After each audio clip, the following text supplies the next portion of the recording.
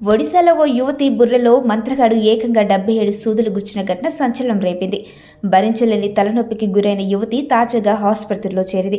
పరీక్షించిన వైద్యులు శస్త్రచికిత్స చేసి ఆమె పుర్రెలోని సూదులను తొలగించారు.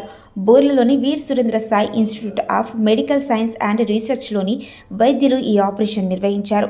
ఆమె పుర్రెలో నుంచి మొత్తం 77 సూదులను తొలగించారు. ఒడిశా రాష్ట్రానికి చెందిన 19 ఏళ్ల యువతి గతంలో అనారోగ్యానికి గురైంది. దాంతో కుటుంబ సభ్యులు ఆమెను ఓ మంత్రగాడి దగ్గరికి తీసుకువెళ్లారు. తాంత్రిక విద్యలు తెలిసిన సంతోష్ తేజ్ రాజ్ రాణా అనే మంత్రికుడు ఆమె తలలోనికి ఏకంగా 77 సూదులను గుచ్చాడు. మూఢనమ్మకంతో రేష్మ కుటుంబం కూడా అతన్ని వారించలేదు. ఫలితంగా ఆమెకు తీవ్ర తలనొప్పి వచ్చింది. దాంతో కుటుంబ సభ్యులు వెంటనే ఆసుపత్రికి తీసుకువెళ్లారు. గత శుక్రవారం వైద్యులు ఆమెకి సిటీ స్కానింగ్ చేశారు. రిపోర్ట్ చూసి ఒక్కసారిగా విస్మయం చెందారు. యువతి పుర్రెలో సూదులు ఉన్నట్లు గుర్తించారు. వెంటనే ఆపరేషన్ నిర్వహించారు.